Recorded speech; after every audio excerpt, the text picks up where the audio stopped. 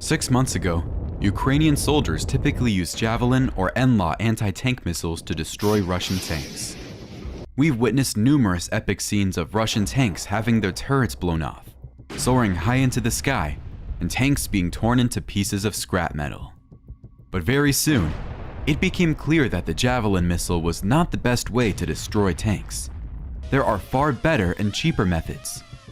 Nowadays, we see that a small kamikaze drone equipped with a grenade poses a much greater threat to tanks and any armored vehicles. Today, I will show you real examples of how Ukraine is completely changing the perception of modern warfare. During the counteroffensive, Ukrainian forces began experiencing a severe shortage of Javelin anti-tank missiles. But it turned out that lightweight FPV, first-person view drones, can completely replace Javelin anti-tank missiles. Here's how it works. Let's compare the operation of the Javelin missile with that of the kamikaze drone. Previously, to destroy a tank, it had to be within your line of sight, meaning you had to see it with your own eyes. The Javelin missile has a special direct guidance optical system. Upon spotting an enemy tank, you could press the launch button and the missile would fly straight toward the target. Now, a tank can be detected using a small drone while remaining in concealment. The tank can be far away from you and not necessarily within your line of sight. It can maneuver behind trees, hills, or between buildings on urban streets.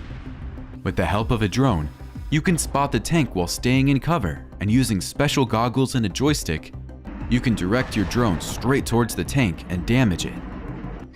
You can attach a 1.5 kilogram grenade to such a drone and inflict significant damage to the tank or any armored vehicle. Moreover, you can precisely target the drone at the tank's vulnerable spots, such as its fuel tank. Subsequently, Russians often abandon their armored vehicles and flee. If the opportunity arises, the damaged tank can be captured as a trophy and later repaired. If it's not possible to take it as a trophy, the tank can be destroyed using another drone.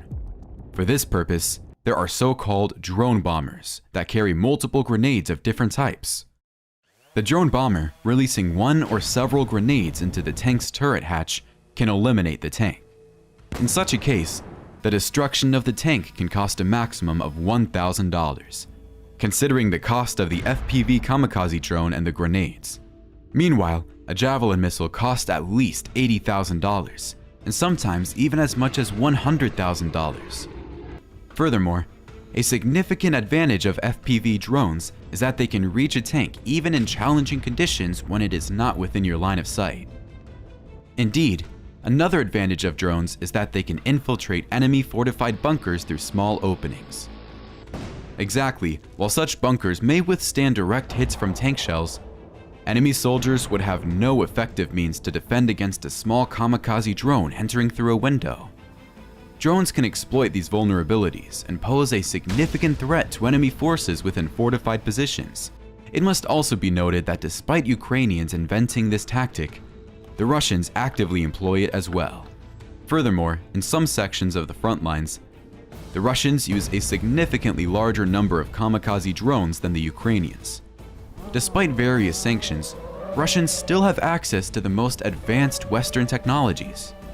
By the way, the Russians are also showing ingenuity.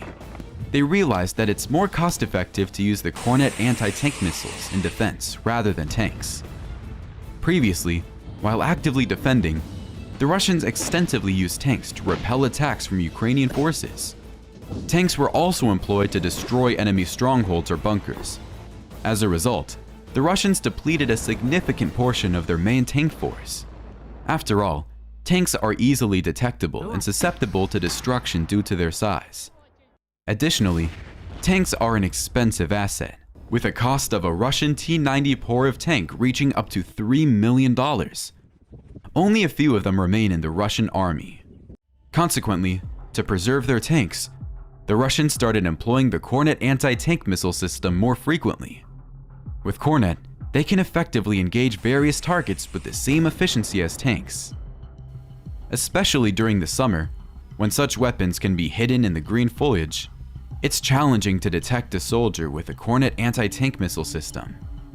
They can lie in ambush and strike Ukrainian armored vehicles or destroy fortified bunkers at the opportune moment. The destructive power of the Kornet missile is nearly equivalent to that of a tank shell, and its firing range is comparable, reaching up to 5 kilometers. Additionally, the Kornet anti-tank missile can be equipped with a thermobaric warhead. These are the types of munitions that the Russians employ against Ukrainian fortified positions. The differences between a tank and the Kornet system lie in the fact that tanks are much more expensive and easier to lose in battle, whereas the Kornet costs just $1,000 and its detection is highly elusive. The advantages of such tactics are evident. Let's go back to drones again. Recently, Denmark provided Ukraine with special drones for remote mine clearance. These drones can detect metallic objects up to 3 meters deep. Their sensors can detect magnetic anomalies in air, water, and soil. Take a look at these footage. Ukrainian armored vehicles got caught in minefields. As a result, the vehicles were damaged. In the best case, Ukrainians use specialized heavy mine-clearing vehicles. However, even they sometimes sustain damage. Soon, these heavy and costly machines will be replaced by drones that can detect mines and destroy them remotely. Moreover, Ukrainians have learned to use even regular drone bombers for demining purposes. If mines block the path, they can be destroyed using such a method, dropping a grenade from a drone onto the mines. The explosion of the grenade triggers the detonation of all the mines on the road, allowing tanks or other armored vehicles to pass through unimpeded. Previously, they used to be detonated by running over the mines. In China and other countries, swarms of drones are used to create impressive aerial shows. For example, in one of the Chinese cities, a swarm of drones transformed into a giant dragon, moving in a remarkably natural manner. These drone swarms are controlled through specialized programs, and the drones can take various forms. Now, imagine if all these drones were carrying ammunition. A swarm of such drones could be programmed to fly over any obstacles on the battlefield and engage pre-programmed targets. Furthermore, if these drone swarms were equipped with special sensors, night vision devices, and thermal imagers, and then trained with artificial intelligence to detect and engage enemy infantry, they would become even more formidable. A swarm of kamikaze drones with these capabilities looks like a swarm of bees, hunting down their targets in unison. It will be impossible to shoot them down with any air defense systems. Moreover, such drones will be capable of infiltrating trenches, bunkers, and anywhere they can fly due to their small size. In the south of Ukraine, over 60,000 Russian soldiers are constantly stationed on the front line, repelling Ukrainian offensives. If Ukraine possessed a swarm of combat drones numbering several tens of thousands, they could potentially eliminate almost all Russian soldiers in a single night. This would be a revolutionary event in modern warfare, and it is the direction in which things are headed. This is how the war of the future will look like. The development of such technologies is already actively taking place in the USA. Dear friends, if you enjoyed this video, I would be grateful if you could like it, leave a comment, and definitely subscribe to my channel to stay updated with new releases. Your support means a lot to me. Thank you.